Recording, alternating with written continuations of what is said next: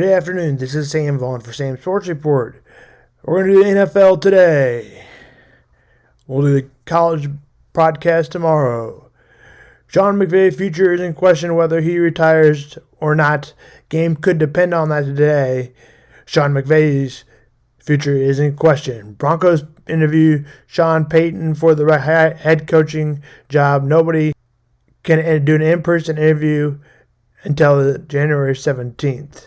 The Kansas City Chiefs blow out the Raiders on their first drive. Jarrett McKinnon got a 2-yard touchdown, shovel pass, get a field goal. The Raiders respond to the field goal. Touchdown Ronald Jones, 1-yard line, 14-3. And after a Chiefs punt and a Raiders throw an INT, the Raiders drove the ball all the way down to the fourth and goal to the 2. But they would not make it. The Chiefs would stop them on defense. And then on the next drive, the Chiefs would do a 11-yard jet pass right from the front line and twice in a row. After the merry-go-round did go well, but it got flagged a penalty. The second one did not get a flagged penalty. That jet sweep scored a touchdown. The Raiders go down to get a field goal, but instead Jarrett Stidham fumbles. Chiefs get a 44-yard field goal, 24-7 .5.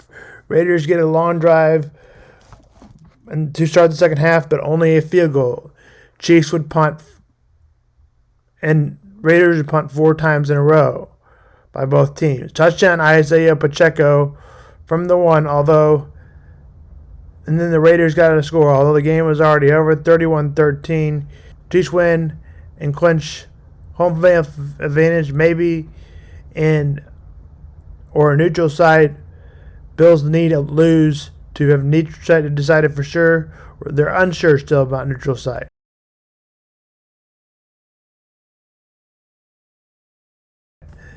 The Jaguars and Titans. The Jacksonville Jaguars win again. Josh Dobbs hit from behind, looking like a forward pass to me, but after seeing the replay, you see why it was a fumble. He took it all the way to the house. Josh Allen is one of the best defenders in the league. Jamar Jenkins is the one who forced the ball out and tackled him. Laid the hit on him, the quarterback. Final was 20-16, and the Titans and Jags were in a defensive battle.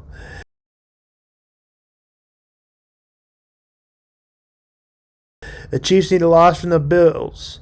Josh Allen and the Bills need to win second seed.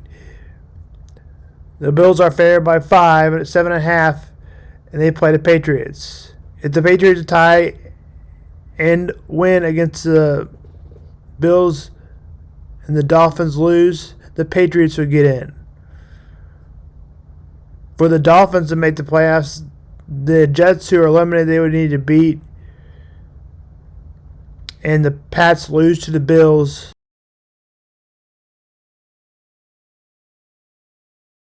Kickoff for that game is at 12 Central. Miami is favored by 3, though. Skylar Thompson, former Wildcat, will get the start for the Dolphins.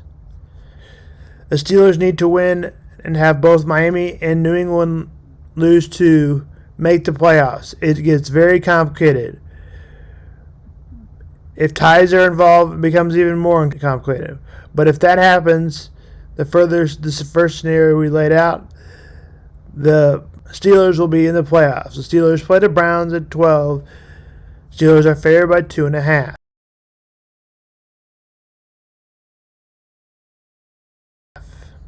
There's an ESPN playoff machine. I'll post that on the podcast. If the Baltimore Ravens win and Bengals win, who are said to be pissed about the playoffs, we'll talk about in a minute, but no better there can be a 2 seed. It could come down to a coin toss if the Ravens beat the Bengals.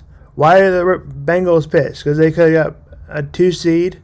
They also could have got a 1 seed, but due to unfortunate circumstances, the Bills and Bengals game was canceled. If things were played out and they made it up, you never know what could have happened. The Chargers looked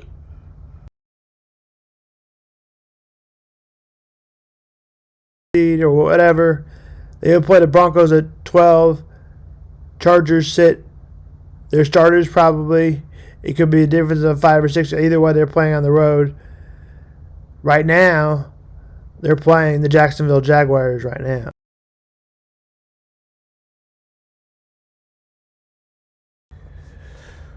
Was we just didn't go through times like we normally do, but we're going to go through each conference like now. Bears play the Vikings. The Vikings for sure the number 3 seed. The Bears could get the first pick with the Texans' loss over the Colts. Will the Texans win over the Colts?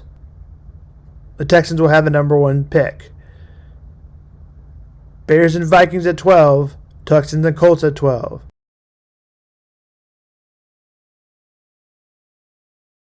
Vikings and Bears, 12, we said, favored by 7.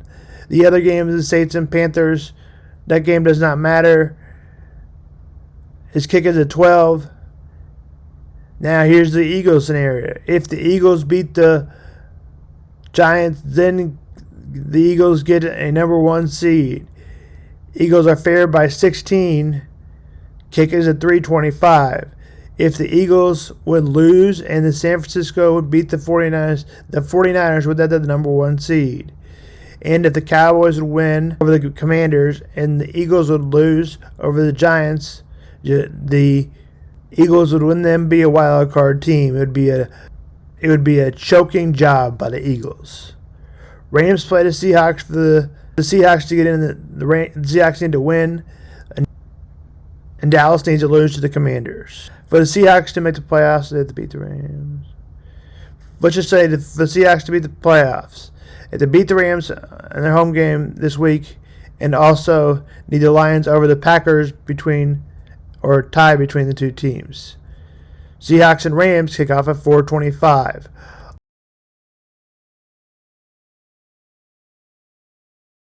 Lions and Packers, whomever wins this game, but the Lions would need a Seattle loss, will go home as the winner division as the NFC South.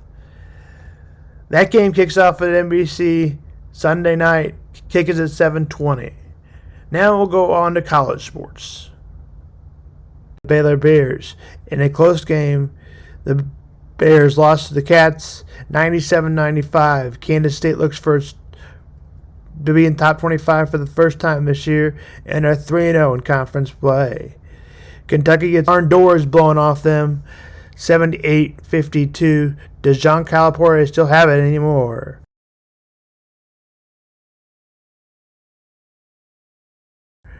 Auburn beats Arkansas, not close, 79-52. Auburn wins. We'll see tomorrow. What did you think of the Broncos firing their coach? As a Seahawks fan, it makes me disappointed because it was fun watching them suck. And also, I mean, you probably get this experience too, being a Chiefs fan, where Broncos fans can be pretty toxic, in my opinion. I mean, that's every fan base. That's not. But I remember you were telling me when we were in college together, you were like, the Broncos are so.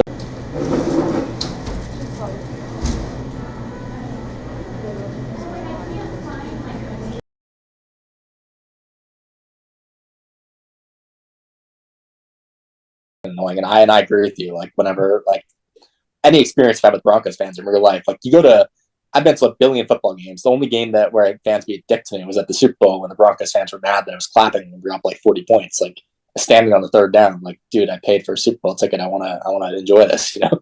I just feel like, you know, they're So going back to what you're saying, yeah, he's probably not ready. I think that a lot of it is, unfortunately, you know, I think Russell Wilson he gets a lot of hate, and I think he's played terribly this year. He's going to be a Hall of Famer for sure. You just look at the stats: 300 touchdowns, 95 interceptions. Like, he has better stats than like John Elway for credit. You know, like, he's not going to be he's not a scrub, but right now he's falling off a cliff. And I think that whatever the coach is going to have to really hold him accountable, because unfortunately Russell Wilson, a lot of things is he's a very nice guy. I think he is genuinely a good person, but he definitely doesn't. He's definitely fake and doesn't. He acts like he's fake and he doesn't hold himself accountable for the fact that he takes too many sacks. He tries to play hero ball too much. He doesn't take the underneath routes enough. And with Hackett, just the play calling wasn't good enough. I don't think he was assertive enough of a leader.